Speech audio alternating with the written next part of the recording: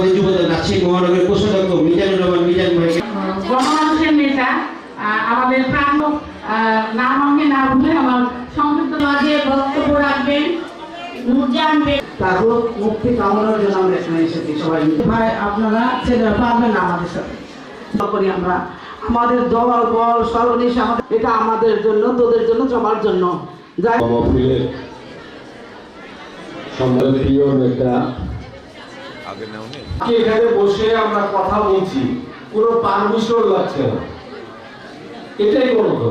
আমরা এখানে বেগম খালেদা জিয়ার দোয়া মাহফিলের জন্য এসেছি।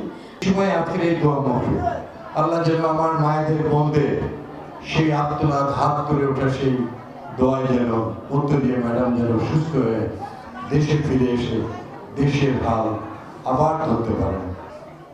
স্বৈরাচারী প্রধানমন্ত্রী ছিলেন 17 বছর রাষ্ট্রীয় ক্ষমতায়, হাজার হাজার মায়ের বুক খালি করেছে, হাজার হাজার আমাদের ছোট্ট ভাইরা শাহাদত বরণ করেছে।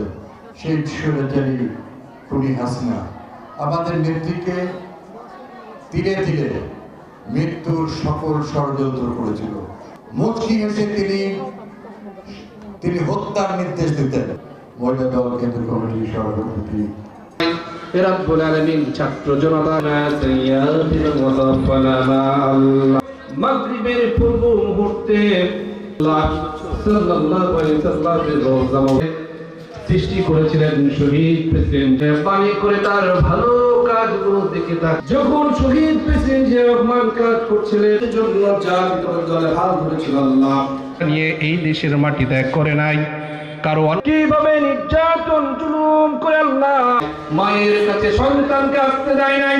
সবাই ধৈর্যের সাথে নেতৃত্ব দিয়ে এই জাতীয় নেতৃত্বে যারা আন্দোলন সংগ্রাম করে বোনের স্বামীকে হারিয়ে হাজবেন্ড হারা করেছে।